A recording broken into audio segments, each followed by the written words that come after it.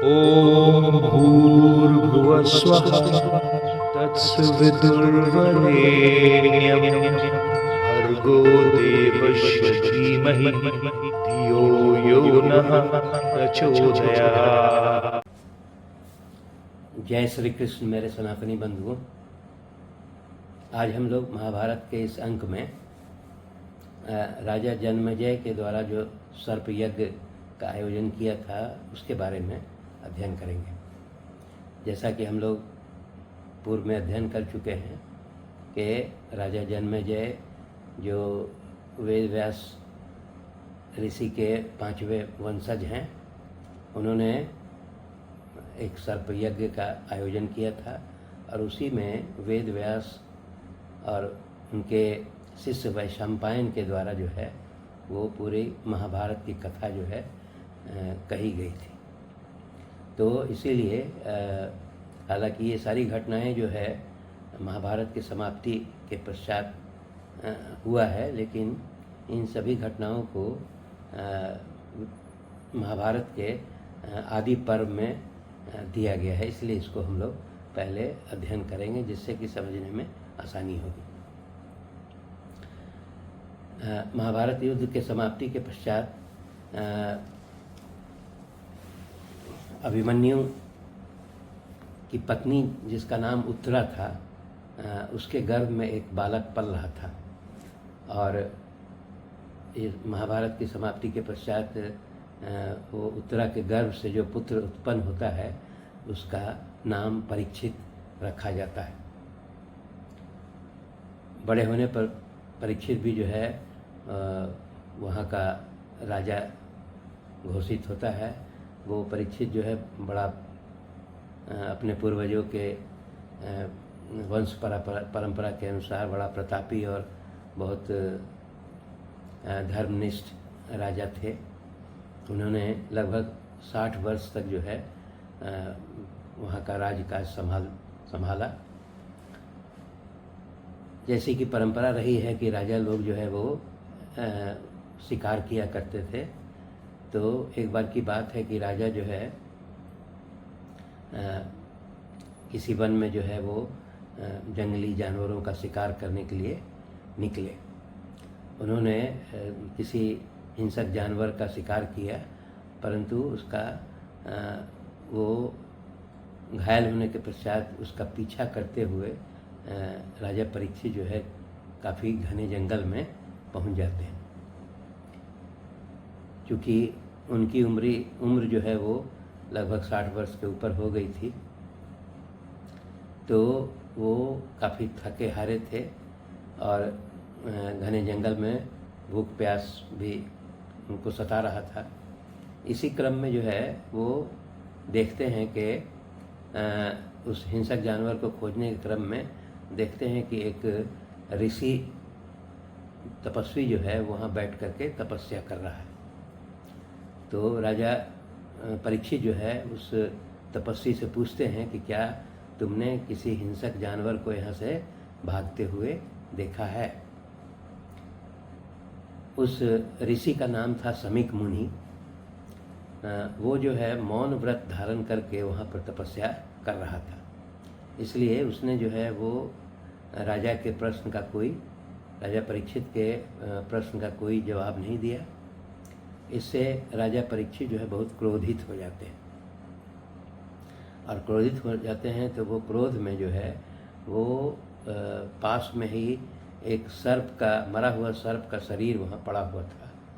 उस सर्प के शरीर को वो वान से उठा करके और उस तपस्वी समीक मुनि के गर्दन में डाल देते हैं और डाल करके फिर वो अपने राजधानी में लौट जाते हैं। उस समीक मुनि का जो पुत्र था उसका नाम था श्रृंगी ऋषि। वो भी काफ़ी तपस्वी और ज्ञानी और महात्मा व्यक्ति था। उसको जब ज्ञात होता है कि उसके पिता के शरीर पर वो मृत सांप राजा ने डाल दिया है, तो वो बड़ा क्रोधित होता है। क्रोधी स्वभाव का था भी, और वो उस क्रोध में जो है राजा परीक्षित को श्राप दे देता है कि जिस राजा ने मेरे पिता के शरीर पर मरा हुआ सर्प डाला है वो अगले 7 दिन के बाद जो है तक्षक नामक जो है नाग के द्वारा काट लिया जाएगा और राजा की मृत्यु हो जाएगी। जब वो श्रृंगी ऋषि अपने वापस कुटिया में पिता के पास पहुंचता है तो जब ये उसके पिता समीक मुनि को मालूम होता है कि मेरे पुत्र ने वो परीक्षित को श्राप दे दिया है तो वो क्रोधित हो जाते हैं और कहते हैं कि तुमको क्रोध में इस तरह का श्राप नहीं देना चाहिए था। वो बताते हैं कि कुछ भी हो हम लोग राजा परीक्षित के राज्य में सुरक्षित निवास करते हैं और राजा परीक्षित को चूँकि ये भान नहीं था, ज्ञान नहीं था कि मैं मौन व्रत में हूँ, इसलिए उन्होंने इस तरह से कार्रवाई की। इसलिए राजा को इस तरह का श्राप दे करके तुमने गलत किया। इसके बाद समीक मुनि जो है वो एक अपने दूत को भी भेजते हैं राजा परीक्षित के पास, ये बताने के लिए कि हमारे पुत्र श्रृंगी मुनि ने जो है वो आपको श्राप दे दिया है कि 1 सप्ताह में 7वें दिन जो है तक्षक नाग आपको काट लेगा। और चूँकि पुत्र जो है वो काफ़ी तपस्वी है इसलिए उसका दिया हुआ श्राप वो टलेगा नहीं, इसलिए वो राजा परीक्षित को सलाह दे करके भेजता है कि आप अपने बचाव की व्यवस्था कर लीजिए। राजा परीक्षित इसके लिए बचाव की व्यवस्था भी करते हैं। वो एक महल बनाते हैं जिसका काफ़ी ऊंचाई पर है, एक खंभा का बना हुआ महल है और उस महल के ऊपरी तल पर जो है वो बहुत सारे वैद्य और औषधि वगैरह इत्यादि की व्यवस्था करके वहाँ निवास करने लगते हैं। जब 7 दिन का समय बीत जाता है, 7वें दिन जो है वो श्राप के हिसाब से तक्षक नाग जो है वो राजा को डसने के लिए चलता है। तो रास्ते में तक्षक नाग जो है वो ब्राह्मण के भेष में है, तो रास्ते में उसे एक कश्यप नाम का ब्राह्मण भी मिलता है। वो तक्षक उस ब्राह्मण से पूछता है कि आप कहाँ जा रहे हैं, तो वो कश्यप ब्राह्मण तक्षक को बताता है कि तक्षक नाग जो है वो हमारे राजा परीक्षित को डसने वाला है जिससे उनकी मृत्यु हो जाएगी और मैं जो है मृत व्यक्ति को जिंदा करना जानता हूँ, इसलिए मैं अपने राजा को जीवित करने के लिए जा रहा हूँ। इस पर जो है तक्षक जो है वो पूछता है कि इसका क्या प्रमाण है कि तुम जो है वो राजा को जीवित कर सकते हो, बताओ हमको। तो इसके लिए वो परीक्षा भी लेता है। परीक्षा इस प्रकार से लेता है कि वो तक्षक जो है ब्राह्मण के रूप में एक वृक्ष को जो है अपने विष से उसको जला देता है और कहता है कि तुम इसको जीवित मतलब हरा भरा करके दिखाओ।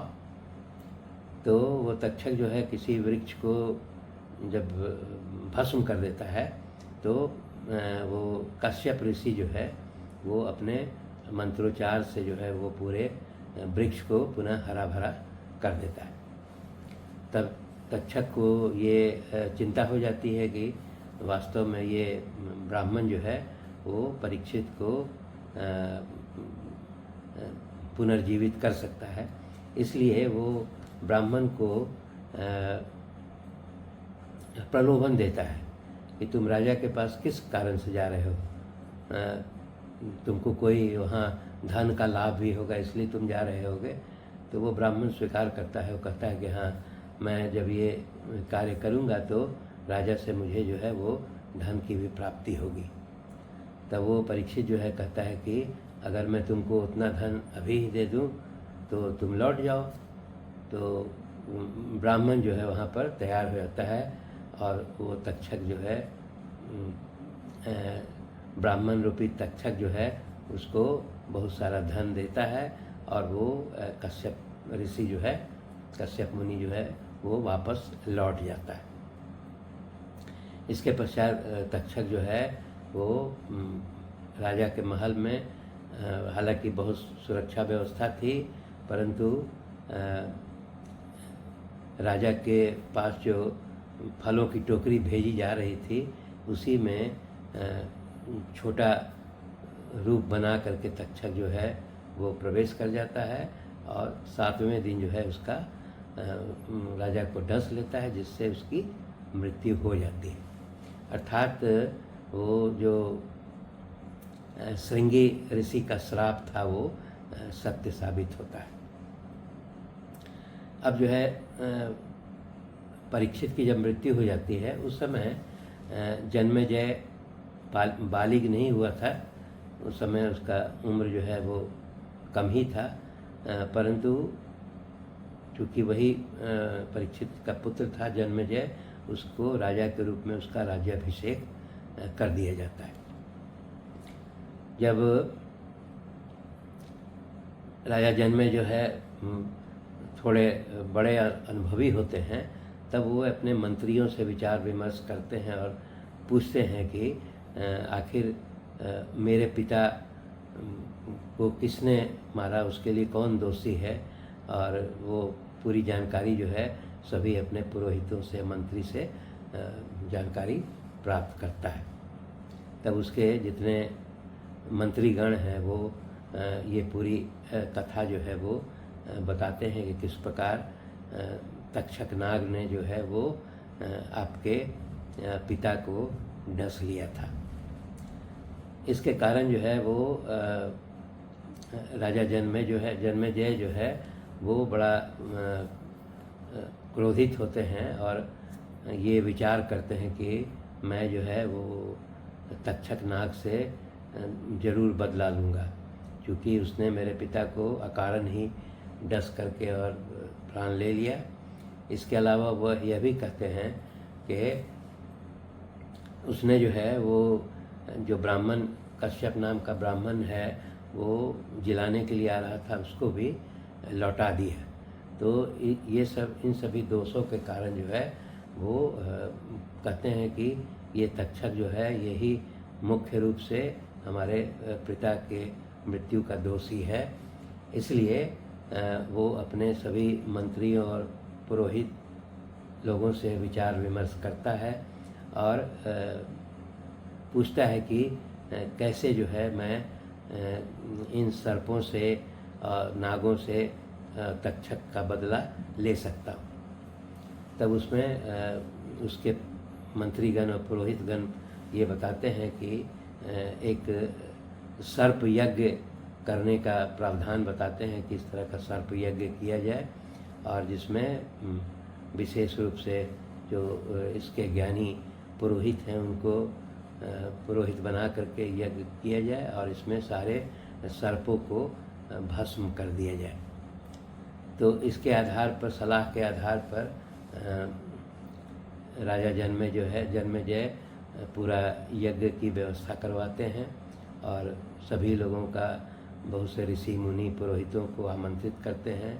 यज्ञ वेदी बनाया जाता है और उसमें फिर वो मंत्रोच्चार करके, जैसे जैसे उसके जो ऋत्विज थे, पुरोहित थे, वो मंत्रोच्चार करते थे और उसमें बहुत सारे सर्प, जैसे जैसे मंत्रोच्चार किया जाता था उस सर्प यज्ञ में वो आकर के भस्म हो जाया करते थे। उसमें दिया गया है कि काफ़ी बड़े बड़े सर्प जो है विभिन्न प्रकार के, विभिन्न रंगों के, विभिन्न साइज़ के बहुत बड़े बड़े सर्प भी वो उस सर्प यज्ञ में आकर के जो है आकर के उनका शरीर भस्म होने लगता है। इसके कारण पूरे नाग वंश में जो है वो चिंता व्याप्त हो जाती है। तो उस समय जो है वो तक्षक जो है, जब उसको ये ज्ञात होता है कि राजा जन्मेजय जो है वो सभी सर्पों का विनाश करने के लिए सर्प यज्ञ कर रहे हैं, तो फिर उन्हें तक्षक जो है वो इंद्र देवता के पास उनके शरण में चला जाता है। इंद्र देवता जो है वो तक्षक नाग को आश्वासन देते हैं कि तुम मेरे यहाँ सुरक्षित यहाँ निवास कर सकते हो, और वो राजा के संरक्षण में जो है वहाँ सुरक्षित निवास करने लगता है। शेष अगले अंक में। धन्यवाद।